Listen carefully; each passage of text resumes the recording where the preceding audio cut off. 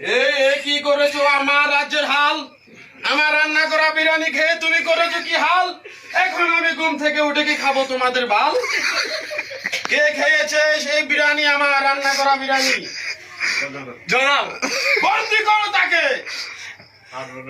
পারবো না মহারাজ। কেন পারবে না, কেন পারবে না?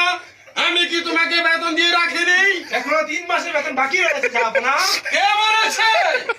এত বড় মিথ্যা অপবাদ আমার প্রতি কে দিয়েছে? আমি তো প্রত্যেক মাসের বেতন তোমাকে দিয়ে দিই। কে বলেছে এক্ষুনি বলো, তোমার গর্দান নিয়ে নেব আমি। কেন বলছি? এখনো কথা বলছো না?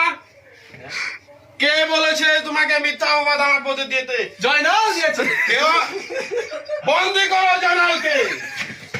আমার বাবা ছিল এই রাজ্যের